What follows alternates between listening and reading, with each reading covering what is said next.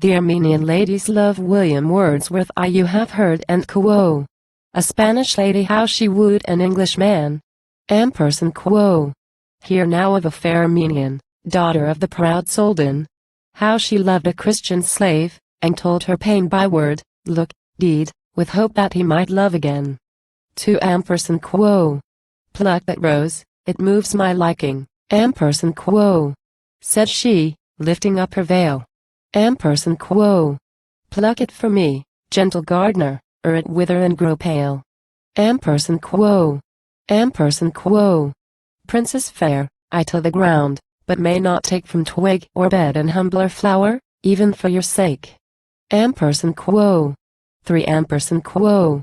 Grieved am I, submissive Christian, to behold thy captive state.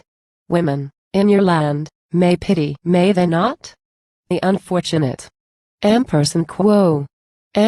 Quo. Yes, kind lady. Otherwise man could not bear life, which to everyone that breathes is full of care. Quo. 4. Quo. Worse than idle is compassion, if it end in tears and sighs. Thee from bondage would I rescue, and from vile indignities. Nurtured, as thy mien bespeaks, in high degree, look up, and help a hand that longs to set thee free. Quo. Quo. Lady. Dread the wish, nor venture in such peril to engage.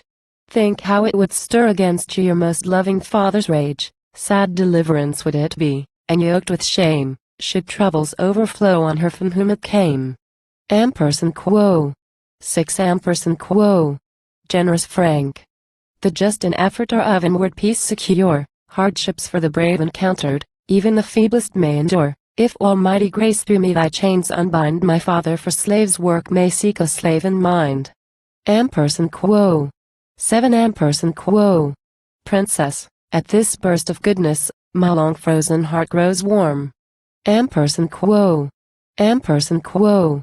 Yet you make all courage fruitless, me to save from chance of harm, leading such companion I that gilded dome, your minarets, would gladly leave for his worst home.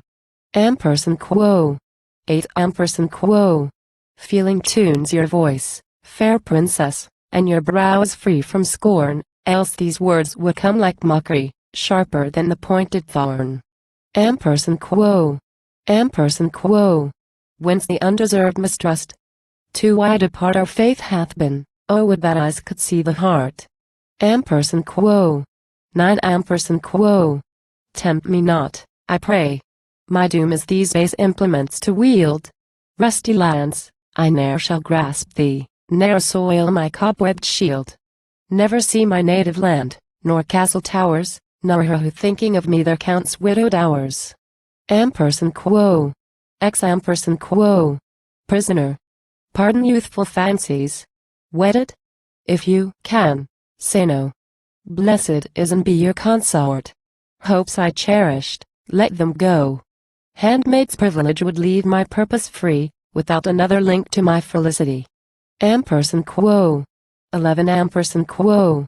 Wedded love with loyal Christians, lady, is a mystery rare. Body, heart, and soul in union, make one being of a pair. Quo. Quo. Humble love in me would look for no return, soft as a guiding star that cheers, but cannot burn.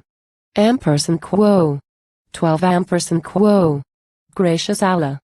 By such title do I dare to thank the God, him who thus exalts thy spirit, flower of an unchristian sod. Or hast thou put off wings which thou in heaven dost wear? What have I seen, and heard, or dreamt? Where am I? Where? Quo. 13. Here broke off the dangerous converse, lest impassioned words might tell how the pair escaped together, tears not wanting, nor a knell of sorrow in her heart while through her father's door, and from her narrow world, she passed for evermore. 14. But affections higher, holier, urged her steps. She shrunk from trust in a sensual creed that trampled woman's birthright into dust. Little be the wonder then, the blame be none, if she, a timid maid, hath put such boldness on.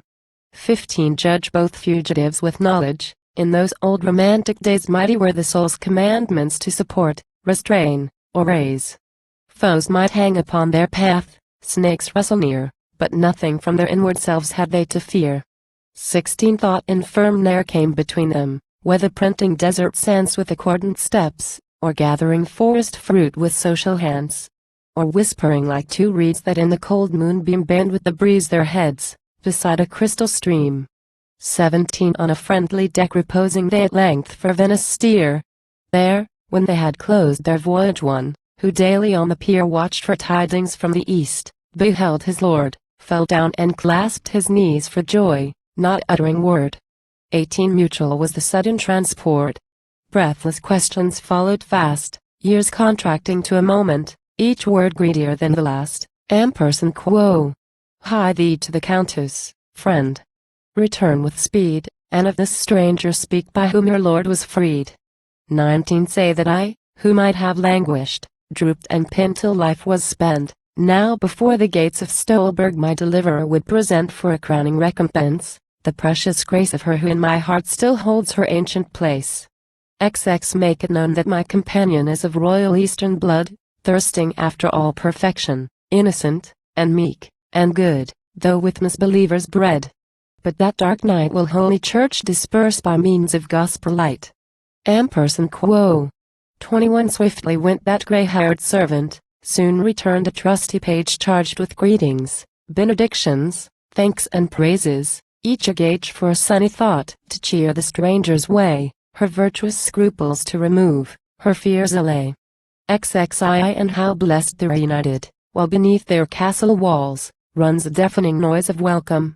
Blessed, though every tear that falls doth in its silence of past sorrow tell, and makes a meeting seem most like a dear farewell.